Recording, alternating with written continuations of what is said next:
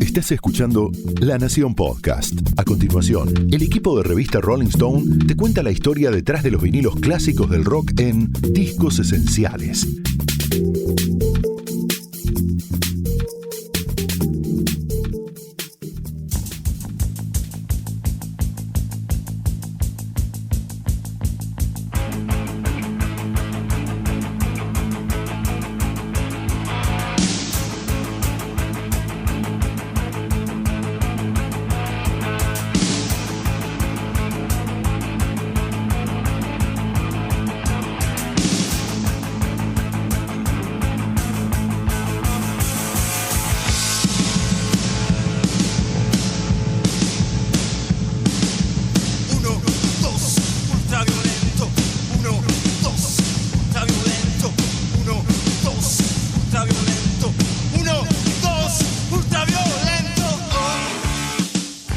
Para el número de septiembre de Rolling Stone, la redacción de la revista tenía previsto incluir una nota en profundidad sobre ¿Y ahora qué pasa?, aquel segundo disco de Los Violadores, uno de los más exitosos de la banda.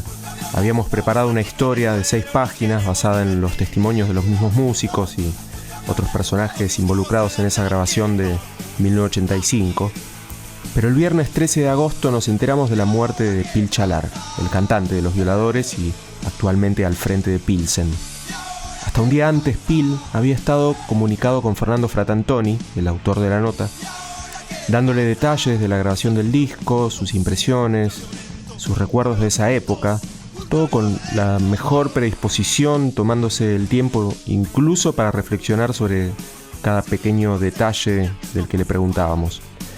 El plan original incluía hacer una versión de esta nota para nuestro podcast Discos Esenciales, usando los audios de los testimonios del propio Phil, del polaco, el bajista de la banda, Sergio Gramatica, el baterista, Andy Epifanio, su manager en esa parte de los 80s, Juan Cebrián, productor del disco, y Amilcar Gilabert, el ingeniero de sonido, en esas legendarias sesiones en el estudio Panda que Los Violadores hicieron aprovechando los horarios en que otras bandas más importantes dejaban libres. Pero después de la noticia, todavía conmovidos por la pérdida, decidimos mantener el plan del artículo en la revista de septiembre, pero optamos por dedicar nuestro podcast exclusivamente a la voz de Phil, que había sido grabada apenas horas antes de su muerte y con una evocación muy personal de un disco esencial del rock de los 80, del punk rock latinoamericano y del rock nacional en general. En este episodio escuchamos entonces a Phil Challar en su última entrevista, recordando cómo fue grabar el exitoso ¿Y ahora qué pasa?, repasándolo canción por canción, con buenos recuerdos, sí, pero también con un grado de autocrítica llamativo, y con varios conceptos que representan muy cabalmente el mejor legado de este artista, que más de 35 años después de ¿Y ahora qué pasa?, se mantenía, por sobre todas las cosas, fiel a sus ideas.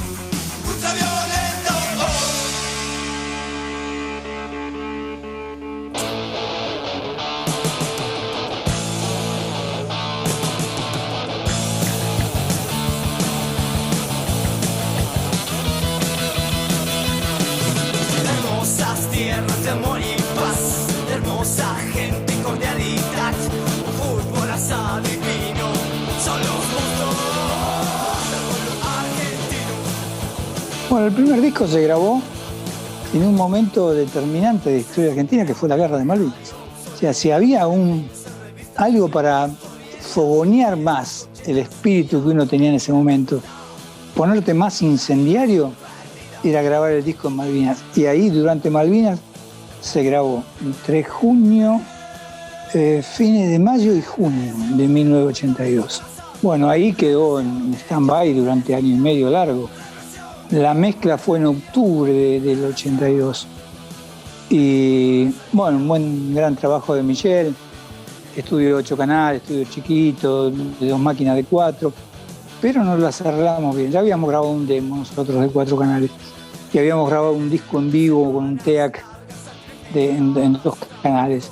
O sea que nos veníamos probando a ver cómo Esto recién formada ese cuarteto de Jari en guitarra, Gramática en batería, Tuca en el bajo, Pira en la voz. El tiempo ahí transcurrió con la dictadura presente, omnipresente, tratando de quemar las pruebas en todo el año de transición, de no dejar nada, autoamnistiarse, y muy represivos. El 83 fue un año de mucha represión.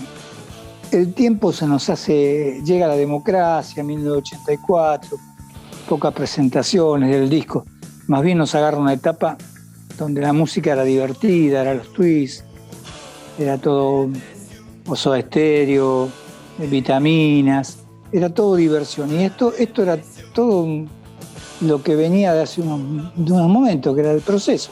Medio que nos agarramos a contramano del disco.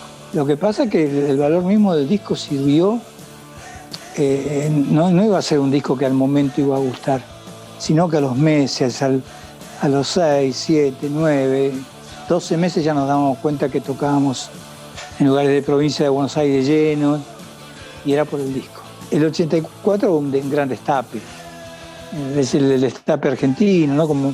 Como fue el destape español. Libertad en la televisión, se palpaba otra cosa, uno podía salir, igual la policía seguía molestando, pero ya no era esa indefensión que había hasta 1983. Ya uno le hacía frente a esas cosas. Yo le hice frente siempre, ¿no? Pero digo, ya cualquier persona ya no te aplastaban.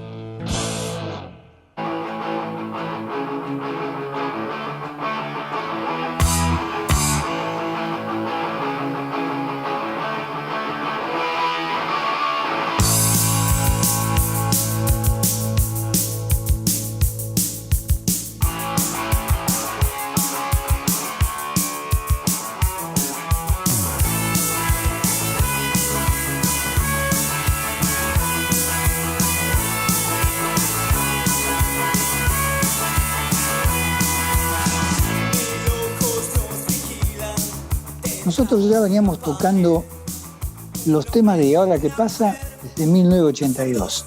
Es más, si lo buscas en YouTube, encontrás Teatro Gran Corrientes y vas a encontrar Somos Latinoamericanos, Comunicado, Auschwitz, que es un tema que quedó afuera, porque el disco original ¿Y ahora qué pasa? Se graba 12 temas, son los que se graban, pero por una cuestión de tiempo tienen que entrar 9. O sea que el disco lo veníamos tocando más rústicamente, ¿no?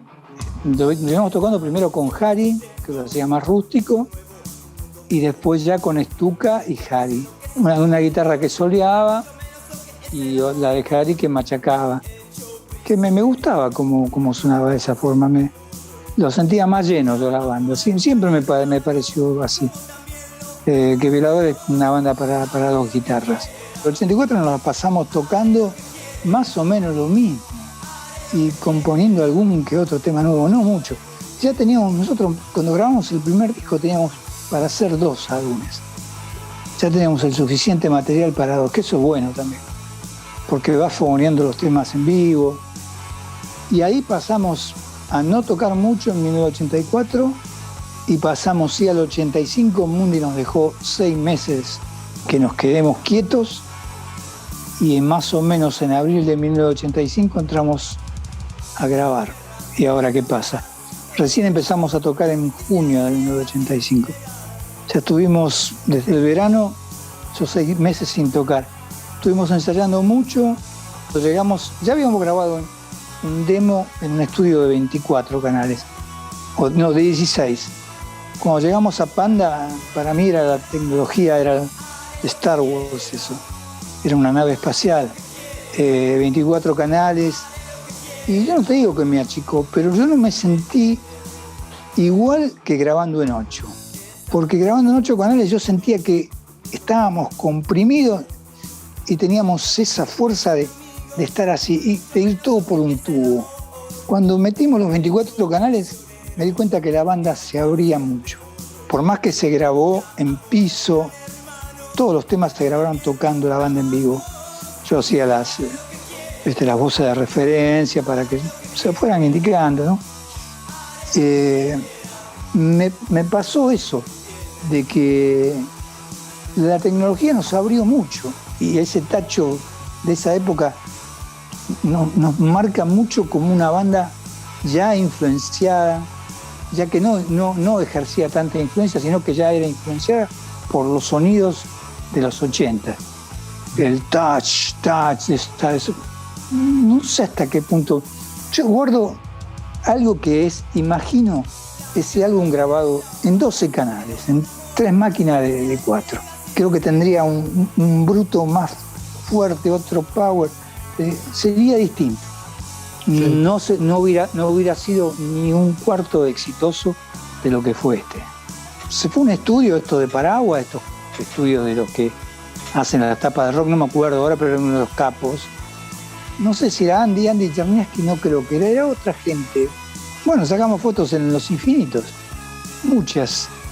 Y Callejero no hicimos nada. Que yo recuerde, no. Hicimos otra cosa para otro momento, pero no para el álbum en sí mismo. Y bueno, Bianchi le puso toda la impronta. Yo no recuerdo a nadie de la banda dando indicaciones de qué tenía que hacer, sino que trabajó con un aerógrafo que hizo lo que quiso, hizo un muy buen trabajo. Mismo el sobre, es sobrio, ¿no? Una persona como un saco sport, con una guitarra, un dibujo, hasta un sobre interno, es sobrio. Y hizo un trabajo, la verdad que cuando... O sea, yo la tapa la vi así, no existía una computadora que vas viendo lo que está sucediendo, nada.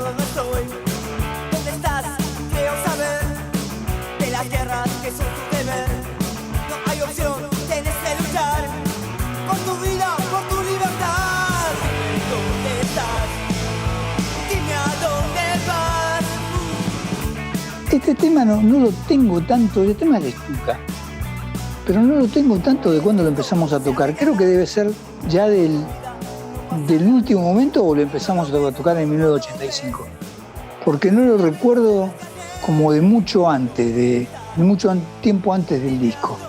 O sea que era bastante de los más nuevos. Y yo a este lo tenía junto con la primera vez como es un beat especial, que eran 2 temas bailables, con letras, sobre todo Revolución Inter tenía sus cositas la letra. Lo escuché en muchas discotecas, un tema muy coreado, cantado, el Revolution.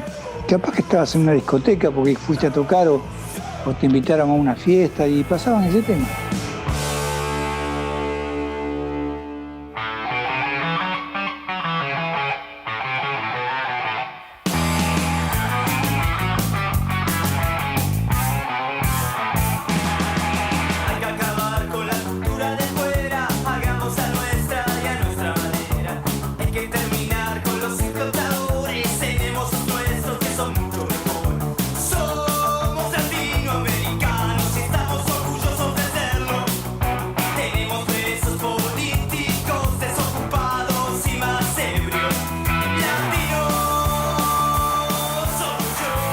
Y ahí es geopolítica, estoy yo, ya estoy metido yo en la letra. Bueno, era una parodia de Latinoamérica, preferimos, tenemos desocupados, el presupuesto militar, todas cosas que veíamos en ese momento que estaban pasando. Este debe ser de 1982, más o menos.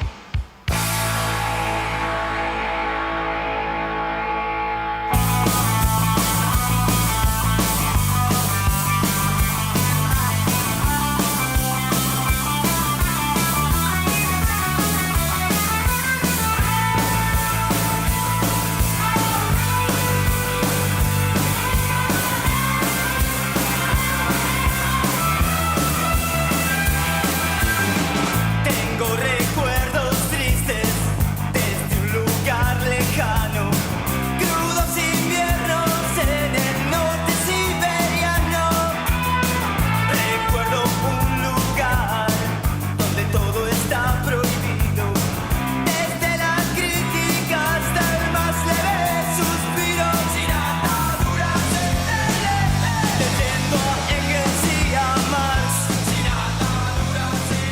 también de los más nuevos, más o menos debe ser como el Revolución. Yo creo que le pasé la letra a Stuka en 1984, pero entrado el verano, y hasta que le encontró la vuelta y encontró eso de el mundo está partido, los bloques bien distintos. Tuvimos un tiempo de trabajo, nos llevó un tiempo de arreglo. Fue uno de los que más costó en arreglos.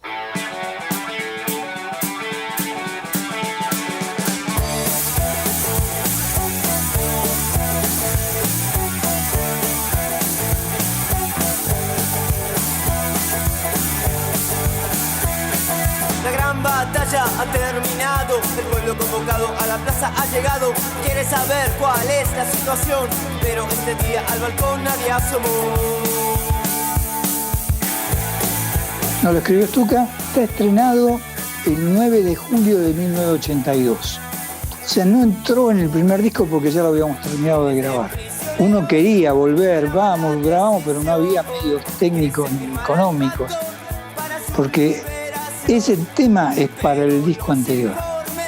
Pero bueno, tuvo que salir ahí en ese momento. Se hizo más rockabilly porque el tema tocado por Harry era más chusco, más brusco. Era ruido. Entró donde pudo entrar.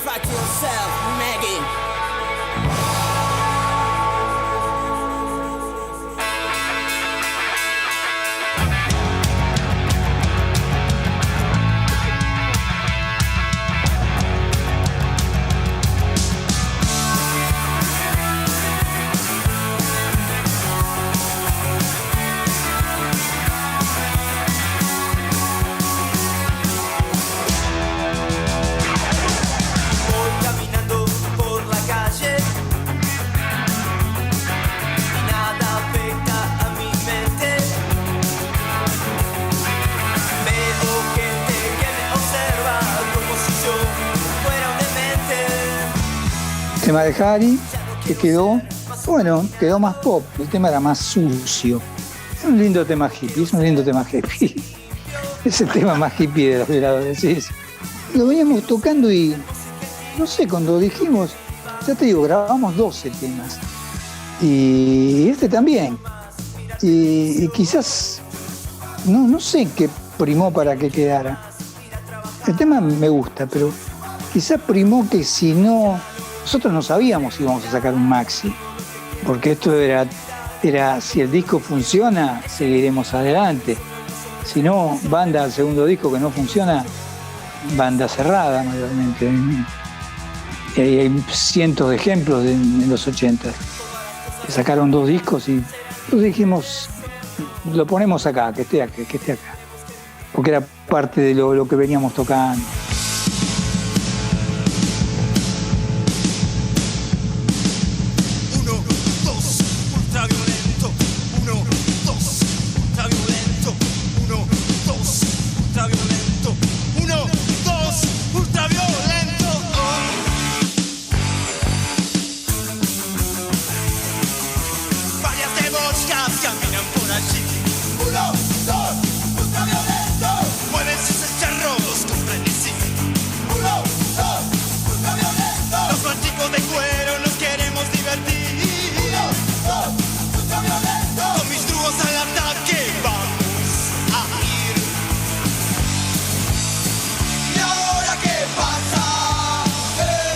Mira, a ver, yo me acuerdo que en Umbral a mí me dieron unos cassettes, yo tenía doble casetera, unos cassettes que entraban 2 temas.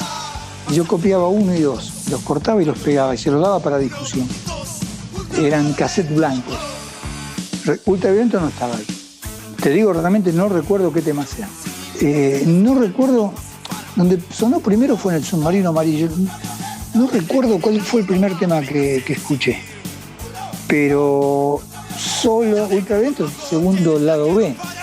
Ultraviolento se ganó solo el lugar, se lo ganó solo absolutamente.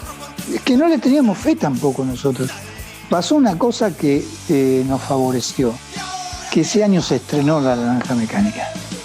Yo fui al estreno, yo la había visto antes, pero entonces eso también como que lo hizo más comprensible por el que vio la película, 14 años prohibida, nos ayudó y ayudó al tema. Y ayuda mucho al tema la novena sinfonía de Beethoven, porque eso inmortaliza el tema. Escuchas una banda de rock haciendo el chan, te va a quedar para un rato, te va a quedar, no te digo para siempre, pero para un largo tiempo te va a quedar una melodía hermosísima. Pero no fue ni en el sello pensaron en eso. No sé, capaz que Mundi te hizo otra cosa, pero sabíamos eso, de la hija de Amílcar, personas que lo habían escuchado, que decían ultraviolento, que como que les jugaban los boletos a eso. Pero nosotros ni idea. A mí el tema que más me gustaba era, por ejemplo, uno de los que más me gustaba era Espera y Verás, muy largo, un tema medio complejo para sonar en radios, pero que se acercaba al reggae, era uno de los que más me gustaba, pero no le veía chance de que pueda ser radiable.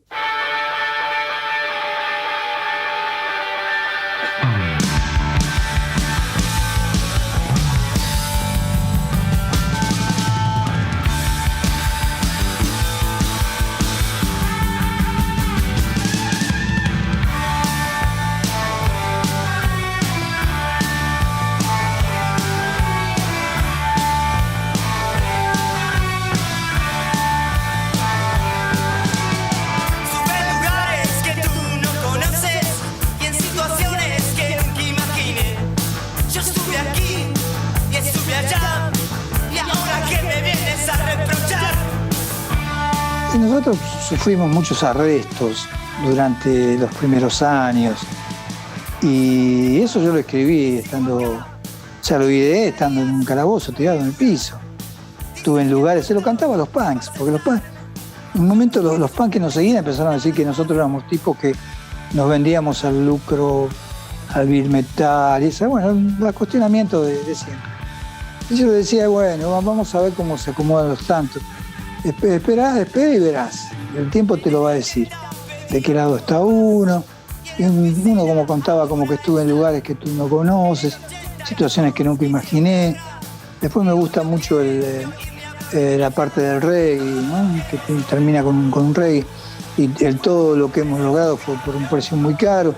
Es como una canción que yo la escribí, pero como con el sentimiento de la banda, que habíamos dejado mucho había corrido mucho sudor para poder llegar donde habíamos llegado.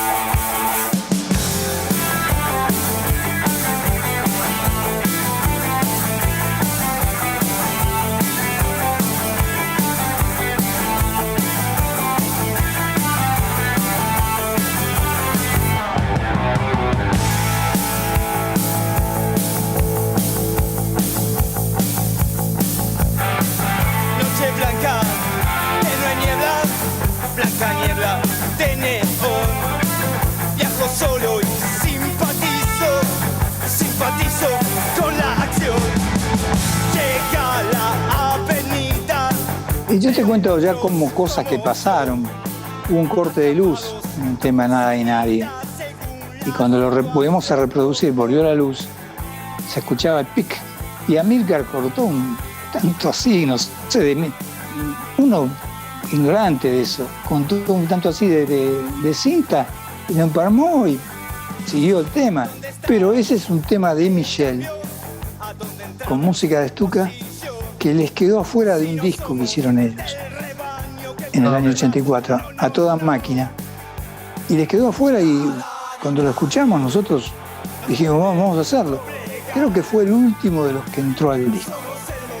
Yo lo canté muy mal, después lo canté bien en vivo, pero yo ni lo quiero escuchar como está mi versión cantada en estudio. Realmente no es un mal momento para mí. Porque no todo lo que uno hace... en un momento te puede parecer que estaba bien, pero no todo lo que uno hace es bueno, ¿no? O lo hizo bien. A veces lo hace bajo circunstancias. Y me di cuenta que no no estuve bien, ni los coros, nada, este tema está mal todo. Los coros los mete Mundi. Están buenos los coros, porque él, escuchando el tema, empezó a gritar, él le metió esa épica. Y ahí todos nos pusimos a hacer eso, que eso levantó muchísimo el tema. Pero sí, yo me soy de darme murra. Lo he grabado después en vivo, y bueno, otra cosa he hecho, pero el tema del disco que se conoció más es ese, así que ese es el que está. Y yo no estoy muy conforme, nunca estuve conforme de cómo grabé yo el álbum. Yo lo grabé medio resfriado, no tenía muchas horas para grabar, porque cantante queda siempre a lo último, y nunca me quedé, no estoy ni conforme cómo lo grabé ni cómo coreamos, ni los coros. Algunos de Ultraviolentos son muy potentes, entiendo eso, pero yo sabía que el disco era bueno, que los temas todos eran buenos, pero me quedó que lo podía haber hecho mejor.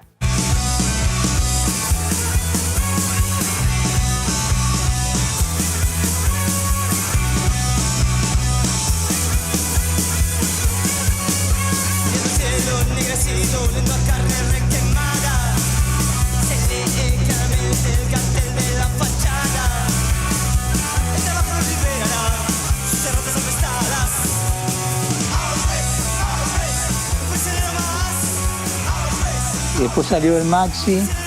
Pues fíjate qué raro que era, porque el maxi contenía Auschwitz, tema hardcore. Había discusiones, yo quería que quedara ese tema, pero no cuajaba con lo demás. Estaba Chicas de la Calle, que me dieron meter unos claps, y estaba también Por 1980 y tantos, que era un muy buen tema, que quedaba afuera. Pero no podíamos por minutos. Pero sí, realmente el disco me di cuenta que iba a tener éxito. Me di cuenta que, porque rápidamente Amílcar nos decía que a su hija de 15 años le ponía el cassette y decía Ultraviolento que le encantaba. Y nos damos cuenta que la gente que estaba en Panda, que mostraban un cassette a los más chicos, a todos les gustaba. Es muy juvenil, creo que era muy testosterona ese disco, ¿no? Es elástico, eso sí es innegable, que es elástico, es bailable.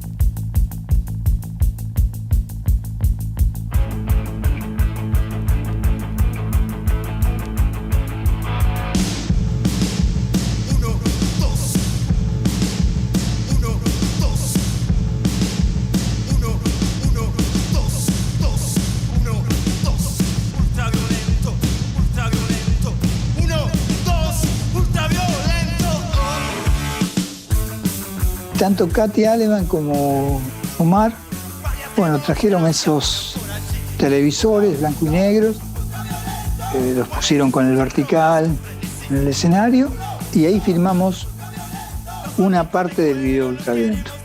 Después se filmó en otro lugar, en otra locación.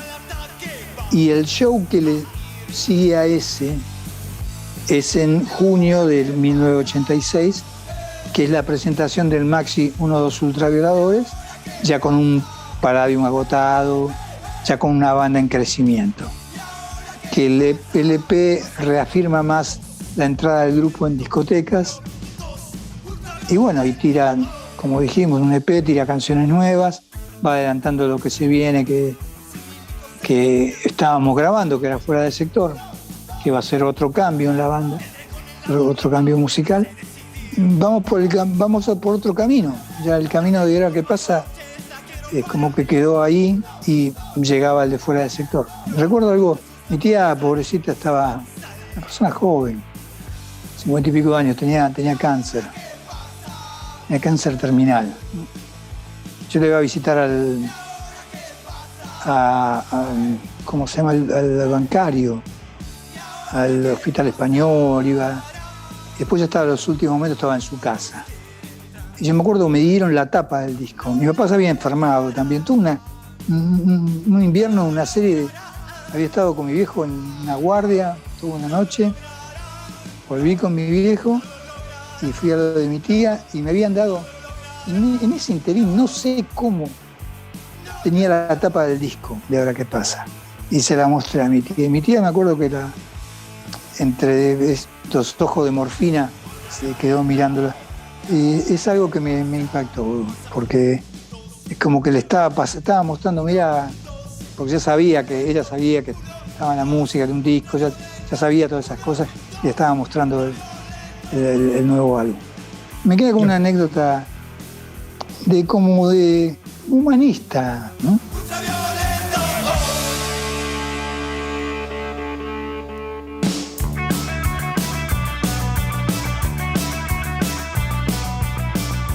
Para mí es el disco más dinámico de la banda, con dinamismo, es probablemente más juvenil también, porque los otros son como de protesta y hay como una rabia, que está bien, sos joven, pero la rabia del joven le mete años, lo hace crecer.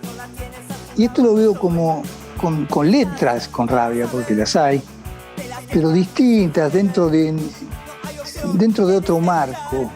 El primer disco rockero que puede ser bailable en Argentina, que pudo ser bailable.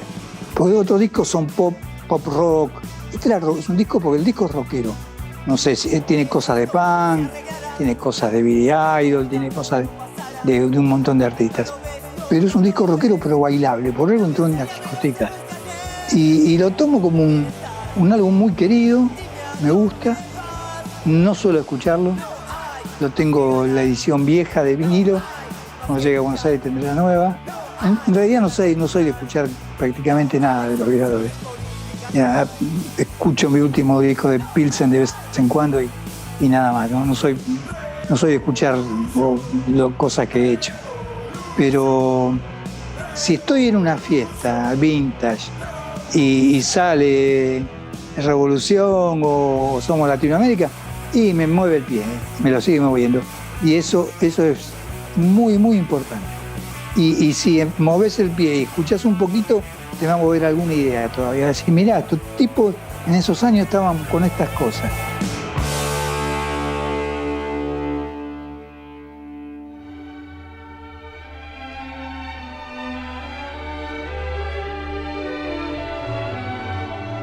Lo que suena es la Novena Sinfonía de Beethoven, interpretada por la Filarmónica de Berlín. La oda a la alegría que Los Violadores incluyeron en el comienzo de su clásico 1-2 ultraviolento.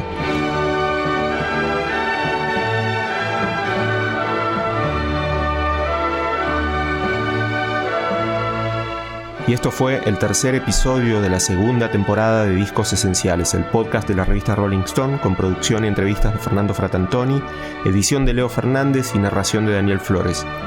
Puedes escuchar los otros episodios dedicados a grandes discos de la historia del rock en todas las plataformas y en lanacion.com.